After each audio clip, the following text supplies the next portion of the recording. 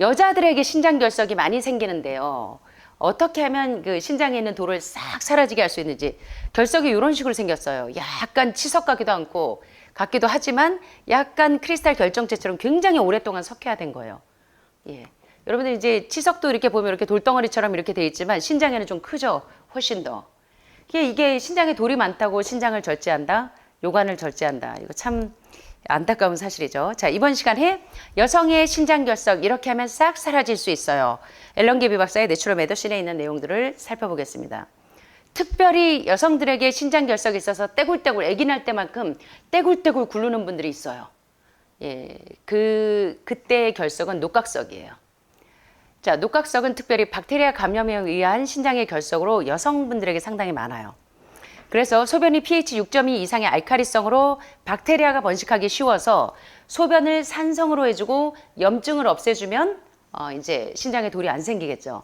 예, 그래서 칸디다 질염이 있거나 이제 자궁이나 방광에 염증이 있는 분들도 신장의 결석에 특별히 녹각석이 생기기가 쉽기 때문에 주의하시는 게 좋아요. 그래서 크랜베리를 드시기도 하고 주스로 드시기도 하는데 여기 나오는 것처럼 자, 그러면 여성분들에게 이 녹각석 신석이 생길 때는 어떻게 없애줄 수 있냐면 여기 보시는 것처럼 비타민 C는 모든 신장의 돌들을 녹이는데 굉장히 효과가 있습니다. 여러분들이 지금 계속 비타민 C를 드시고 밀크시스를 드시는 거는 신장과 간과 담낭에 돌이 생기지 않도록 예방하고 치료하는 데 상당히 도움이 되고 특별히 암 환자들은 간은 질병의 관문이고 신장은 또 굉장히 중요한 여각이라 우리 몸에 세균이나 바이러스가 들어올 때 그게 들어오지 못하도록 억제시켜주고 여과시키는데 굉장히 중요한 작용을 하는 신장에 돌이 생기지 않게 하려면 여러분들이 비타민C를 잘 활용하시는 게 상당히 도움이 돼요. 자, 그래서 고용량의 비타민C를 이렇게 정제 타입으로 드시는 분들 있죠. 고용량. 비타민C 메가도스 요법을 하시는 분들이나 이런 분들을 보면 비타민C가 우리 몸에 세균이나 박테리아가 들어올 때 그것을 억제하는 작용이 있는데 특별히 여성분들에게 많은 자궁이나 방광이나 질이나 이런 데 염증이 많은 분들에게 있는 이 녹각석, 신장에 있는 이 녹각석을 녹이는 작용이 비타민C에 있어요. 그래서 여러분들이 이제 비타민C 이거 관장할 때만 쓰시지 말고 이 구연산하고 거의 비슷한 효력이 있습니다. 그래서 비타민C 가루를 물에다가 조금 타서 드셔도 되고 신장 청소할 때 혹시 통증이 있는 분들은 이걸 활용하셔도 돼요. 신장에 결석이 많아서 그런 경우가 많으니까. 용량은 하루에 6,000에서 10,000mg가 적당해요. 와, 어마어마하죠, 비타민C. 여러분들 비타민C 지금 어느 정도 드세요? 3,000? 6,000? 예. 그래서 이제 비타민C는 이제 많이 드셔도 변이 묽어지거나 이제 설사를 하기 때문에 비타민C는 많이 드셔도 큰 무리는 없는데요. 만약에 변이 묽어지거나 설사를 하면 양을 조금 줄이시면 돼요. 그 다음에 염화 암모늄은 소변을 산성으로 만들어서 박테리아가 서식하지 못하게 하는데 용량은 200mg씩 하루 3번 드시면 돼요. 그러니까 각자 자기가 구하기 쉬운 걸로 하시면 돼요.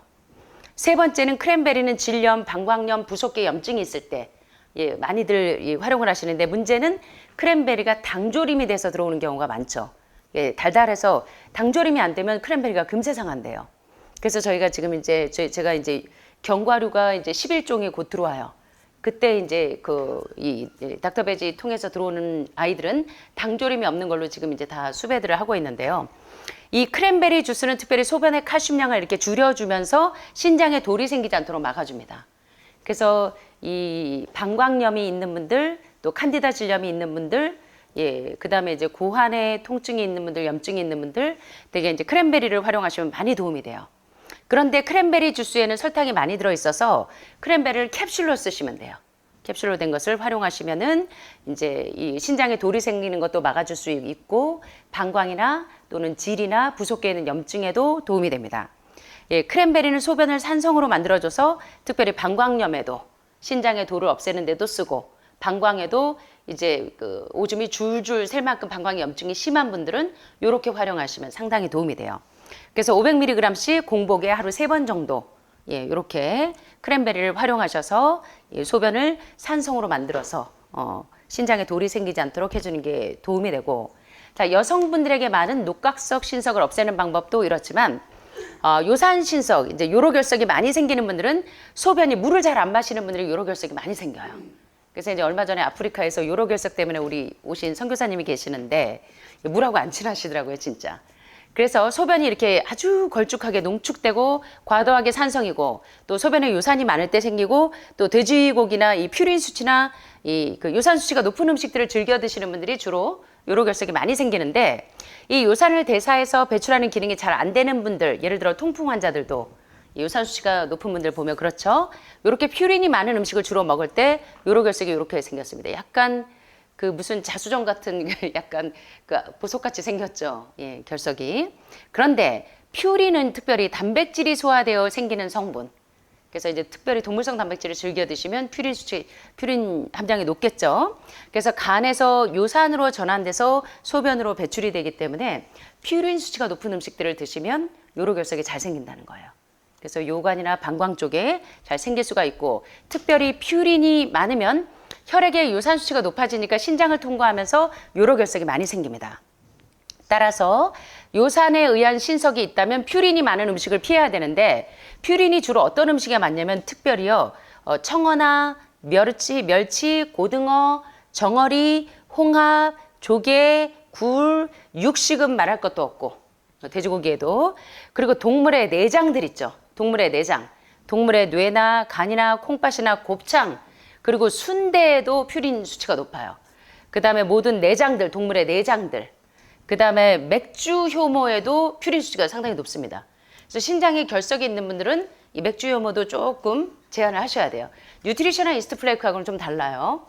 그 다음에 퓨린이 어느 정도 들어있는 음식은 말린 콩, 그리고 생선, 닭고기, 쇠고기, 새우, 게, 랍스터, 아스파라거스, 버섯, 시금치 등도 퓨린이 어느 정도 들어있고 그래서 신장에 요산 수치가 높은 분들은 퓨린이 적은 음식을 드시는 게 좋겠죠. 자, 그래서 올리브나 과일이나 채소, 쌀, 견과류, 곡식과 과실과 견과와 채소와 같은 창세기 1장 29절에 너희의 먹을 것은 이것이니 바로 이렇게 퓨린이 적은 음식이 신장에 돌을 안 만드는 거예요. 그래서 이제 요거를 활용하셔서 시스틴 결석이나 요로 결석이 생기지 않도록 막아주는 게 상당히 중요하고요. 그 다음에 이 요로 결석이 많은 분들은 특별히 물을 많이 드셔야 돼요. 특별히 여름철에는 더더욱이 땀을 많이 배출하실 때. 그리고 이제 체리를 활용하셔도 돼요. 그래서 우리 싱가포르에서 이제 6개월마다 해독을 하러 오시는 우리 회장님도 싱가포르는 체리가 우리나라는 좀 체리 구하기가 좀 어렵고 비싸잖아요. 거기는 이제 열대지방이다 보니까 체리가 굉장히 구하기도 쉽고 맛도 있고 싸대요. 그래서 이제 그 체리를 종종 드시는데 물도 많이 드셔야 되고 또 이제 불면증이 있으신 분들, 갱년기 장애가 있을 때 체리를 활용하시는 게 많이 도움이 돼요. 그래서 하루에 체리 225에서 1kg을 먹거나 제가 아프면요. 저희 형부가 꼭 시장을 봐오다가 저한테 체리를 사다 줘요. 제가 하도 체리를 좋아해서. 저는 음식을 머리로 먹거든요. 그런데 체리를 먹고 나면 그 다음날 반짝해져요.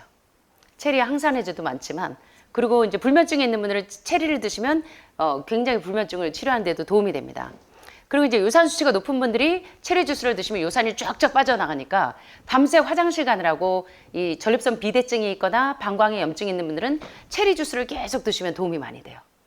체리 주스나 크랜베리 주스 아니면 그냥 주스 구하기 어려우시면 그대로 드시면 돼.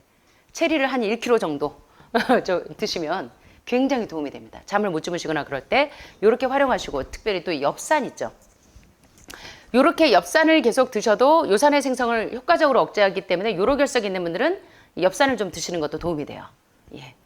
그 다음에 이제 구연산 마그네슘과 구연산 칼슘은 어떤 경우에 신장에 돌이라도 어떤 뭐 시스틴 결석, 칼슘 결석, 요로 결석 모두가 다 칼슘과 마그네슘, 구연산 칼슘과 마그네슘의 비율을 맞춰줘서 드시면 소변을 알카리성으로 만들어줘서 신장에 돌이 생기지 않아요.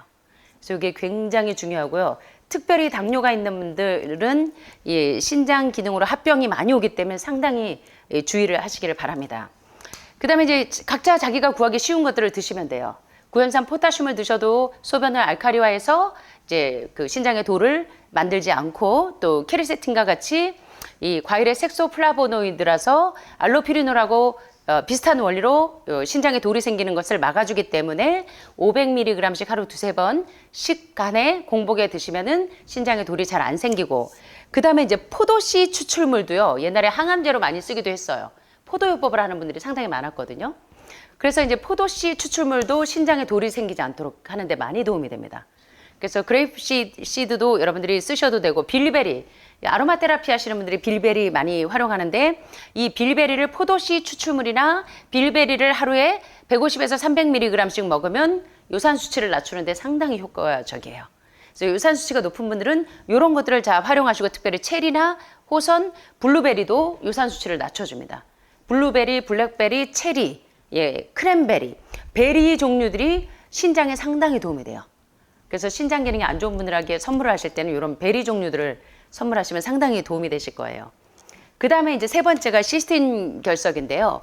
이렇게 생겼습니다. 시스틴 결석은 아까 저 녹각석하고도 조금 다르고, 요로 결석하고도 약간 다르죠. 요로 결석은 약간 이렇게 따다다다 이제 약간 보석처럼 생겼는데 결정체가 좀 다른데 이 소변의 시스틴 농도가 높으면 신장에 이제 시스틴 결석이 생기는데 주로 10대에서 30대에 많이 생기는데 특별히 이제 돼지고기를 즐겨 드시는 분들이 시스틴 결석이 많더라고요.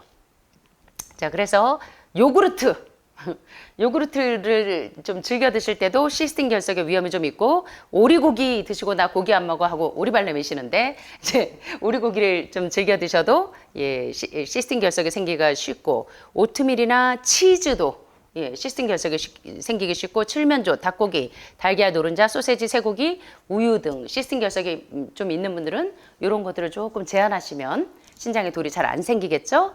이제 마지막입니다. 그래서 이제 이 시스틴 결석이나 이런 결석들이 많을 때 특별히 메티오닌이 많은 콩에는요, 메티오닌이 우리 몸에 꼭 필요한 영양소예요.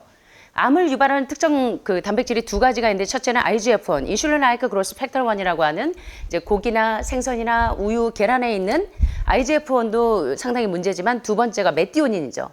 근데 메티오닌은 몸에 꼭 있어야 되나? 콩처럼 적합한 비율로 있으면 문제가 없는데 생선의 메티오닌 수치가 상당히 높죠.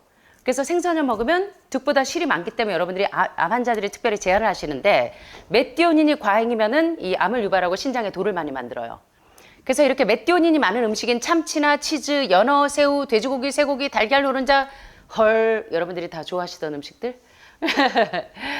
그다음에 우유, 초콜릿, 캐슈넛, 호두, 칠면조, 소세지, 아몬드, 닭고기, 참깨, 땅콩, 리마콩, 갈반조, 콩 등을 이 메티오닌 수치가 높은 음식들을 이제 신장에 돌이 많으신 분들은 조심해야 되는데 왜냐하면 요 메티오닌이 시스틴으로 전환돼서 계속 돌을 만드는 거예요. 그래서 이걸 조금 주의하셔야 되고 신장에 돌이 있는 시스틴, 요로결석, 녹각석 등등 어떤 종류의 신장에 돌이 있든지 물을 하루에 2리터 정도, 1.8에서 2리터 정도 드시면 신장에 결석이 잘 안 생겨요. 그래서 지금 이제 투석하시는 분들 보면 신장 환자들의 공통점 물하고 정말 안 친하시더라고요. 물을 아주 잘 못 드시더라고요. 물만 마시면 아파요 하는 분들은 신장이나 간에 문제 있는 분들이 많아요. 담석하고 결석이 많은 분들이 물을 잘 못 드시죠. 그래서 물을 하루에 1.8에서 2리터 정도 드시면 요 시스틴 결석이 잘 안 생기고 어떤 종류 구연산 마그네슘과 구연산 칼슘은 시스틴 결석이나 요로 결석이나 칼슘 결석이나 어떤 종류의 신장의 돌이라도 요게 도움이 됩니다.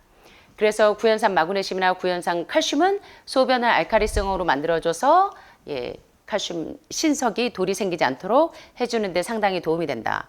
자, 메티오닌이 많은 음식을 보니까 첫째, 소고기가 메티오닌이 많고요. 가금류들, 그 다음에 양고기나 송아지나 사냥고기, 그리고 해산물도 메티오닌 수치가 높고, 돼지고기도. 그래서요, 이게 고기는 다 끊으셨는데 해산물을, 특별히 그 문어, 오징어, 꼴뚜기, 이런 것들의 메티오닌 수치가 상당히 높아요. 그리고 사람이 죽으면 그 시체를 다 뜯어먹는 애들이 그 오징어하고 문어, 새우, 게, 콜레스테롤 수치하고 이런 것들이 높아요. 그래서 누가 지금 웃고 있는데, 그래서 이제 다 끊으셨는데 오징어하고 문어를 못 끊는 분들이 종종 있으신데, 요 메티오닌 수치가 상당히 높기 때문에 좀 주의하셔야 되고요. 그 다음에 이제 기생충도 많지만, 그 다음에 이제 유제품과 달걀에까지 이제 그 메티오닌 수치가 상당히 높은데, 이제 견과류하고 씨앗류 종류부터는 안정권으로 들어오죠. 그다음에 콩류, 곡물과 파스타, 채소, 과일 종류에는 메티오닌이 적당하게 들어있어서 오히려 여러분들의 종양을 억제하는 데 도움이 되지만 메티오닌 수치가 메티오닌 시스틴으로 전환되면서 몸에 염증을 만들어요.